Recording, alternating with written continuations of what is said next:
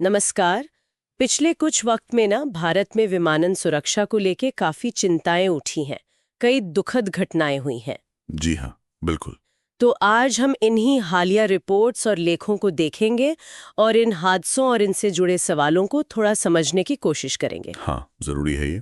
हमारा मकसद है कि इन स्रोतों से जो जरूरी जानकारी है उसे निकाल कर एक साफ तस्वीर पेश करें। तो चलिए अहमदाबाद में जो एयर इंडिया का भयानक हादसा हुआ उससे शुरू करते हैं। हाँ, वो वाकई दिल दहला देने वाली घटना थी। 12 जून 2025 की बात है। एयर इंडिया की फ्लाइट AI 171, हाँ, एक बोइंग 787 ड्रीम लाइनर था, अहमदाबाद से उड़ान भरी और महज 32 सेकंड के अंदर ही क्रैश हो गया। 32 सेकंड मतलब? हाँ, और वो विमान एक हॉस्टल बिल्डिंग पर गिरा। सोचिए, विमान में सवार 241 लोग और जमीन पर कम से कम 19 लोग, उनकी जान चली गई। बाप रे, कुल मिला के 260 मौतें। 260! ये तो कल्पना करना भी मुश्किल है।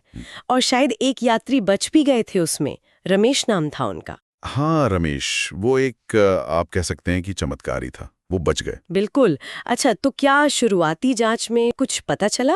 मतलब इतनी जल्दी ऐसा कैसे हो गया? देखिए, AAIB जो एयर एक्सीडेंट इन्वेस्टिगेशन ब्यूरो है, उनकी शुरुआती रिपोर्ट आई है और वो काफी चौंकाने वाली है। क्या है उसमें? पता चला कि दोनों इंजनों ने अचानक काम करना बंद कर दिया। दोनों एक साथ? हाँ, क्योंकि उनके जो फ्यूल कट ऑफ स्विच थे वो कट ऑफ पोजीशन में पाए गए। कट ऑफ पोजीशन में? लेकिन वो अपने आप तो... बिल्कुल। जांचकर्ताओं का यही मानना है कि ये स्विच अपने आप इस पोजीशन में नहीं आ सकते। तो सीधा इशारा कॉकपिट में किसी गंभीर चूक, मतलब मानवीय त्रुटि की तरफ है। अच्छा, तो मानवीय त्रुटि, तकनीकी खराबी से ज्यादा मानवीय पहलू। जी हाँ, फिलहाल तो यही लग रहा है। इस हादसे का असर भी यकीनन बहुत बड़ा रहा होगा। अंतर्राष्ट्रीय जांच, मुआवजे की बातें। बिल्कुल, अंतर्राष्ट्रीय जांच तो चल ही रही है। ब्रिटिश परिवारों ने मुकदमे की धमकी भी दी थी। मुआवजे की प्रक्रिया भी चल रही है। करीब 147 पीड़ित परिवारों को 1.25 करोड़ रुपए का भुगतान हुआ है। लेकिन हाँ, शवों के प्रबंधन में भी गंभीर लापरवाही की खबरें आई थीं, जो बहुत दुखद था। बहुत ही दुखद। और जैसा आपने कहा, ये सिलसिला यहीं नहीं रुका। नहीं, दुर्भाग्य से नहीं। इसके ठीक 3 दिन बाद ही 15 जून को उत्तराखंड में केदारनाथ यात्रा मार्ग पर। हाँ, केदारनाथ यात्रा मार्ग पर एक और हादसा। आर्यन एविएशन का एक चार्टर्ड हेलीकॉप्टर था गौरीकुंड के पास। वो खराब मौसम और लगभग शून्य विजिबिलिटी के कारण क्रैश हो गया। ओह! उसमें 2 बच्चों समेत 7 यात्री थे और जमीन पर भी एक व्यक्ति की मौत हुई। और मुझे लगता है मैंने पढ़ा था कि उस रूट पर 6 हफ्तों में 5वीं घातक घटना थी वो। हाँ, 5वीं घातक घटना। ये तो बहुत ही चिंताजनक बात है। इसके बाद क्या कदम उठाए गए? हाँ, ये आंकड़ा बहुत गंभीर है। इसके फौरन बाद ही आर्यन एविएशन के संचालन को सस्पेंड कर दिया गया। अच्छा। और हेलीकॉप्टर सुरक्षा नियमों की एक व्यापक समीक्षा का आदेश दिया गया।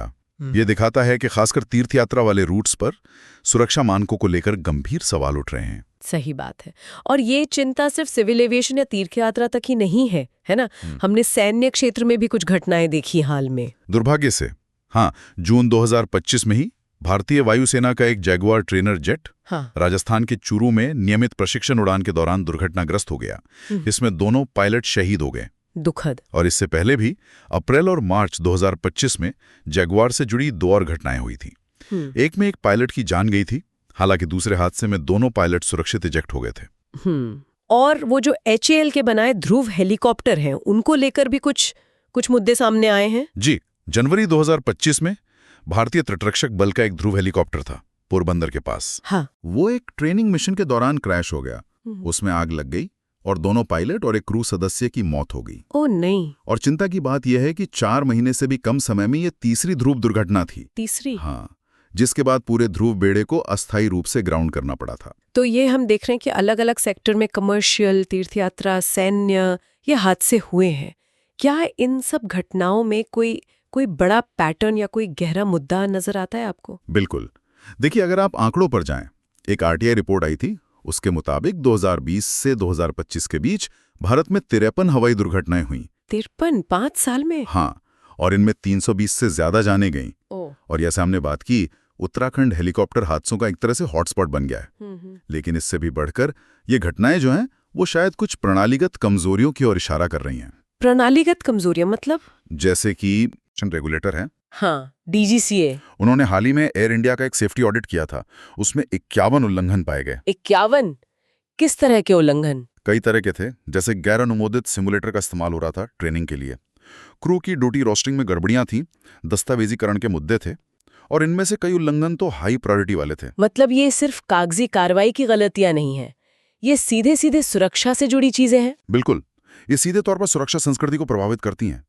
ट्रेनिंग और ऑपरेशनल प्रक्रियाओं में ढिलाई, जो अंततः सुरक्षा के लिए खतरा बन सकती हैं। सही कहा। और क्या दुर्घटना जांच की स्वतंत्रता पर भी कुछ सवाल है? हाँ, कुछ विशेषज्ञों ने ये चिंता जताई है कि जो AAIV और DGCA हैं, उनके बीच जांच प्रक्रिया में और ज्यादा स्पष्टता और स्वतंत्रता होनी चाहिए, ताकि जांच पूरी तरह निष्पक्ष हो। हाँ, ताकि पूरी तरह निष्पक्ष जांच हो सके और जो भी जरूरी संरचनात्मक सुधार हैं वो लागू किए जा सकें बिना किसी दबाव के।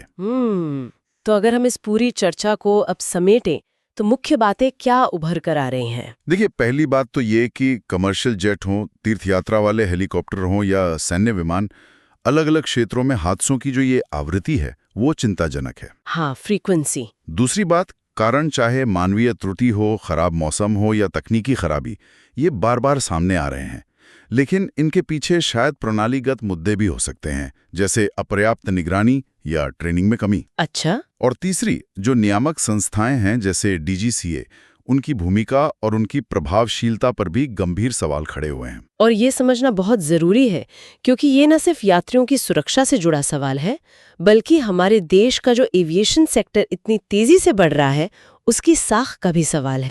बिल्कुल सही कहा आपने। और यहीं पर एक बड़ा सवाल खड़ा होता है जिस पर शायद हम सबको सोचना चाहिए। क्या सवाल? कि जिस तरह से ये घटनाएं अलग अलग तरह के विमानों के साथ हुई हैं, कमर्शियल जेट, हेलीकॉप्टर, सैन्य विमान, और जिस तरह की नियामक कमियां सामने आई हैं, ये भारत के तेजी से बढ़ते विमानन क्षेत्र के ओवरऑल हेल्थ और उसकी निगरानी की प्रभावशीलता पर क्या दर्शाता है? क्या हमारा सुरक्षा ढांचा इस विकास की गति के साथ कदम मिला पा रहा है? ये एक अहम सवाल है।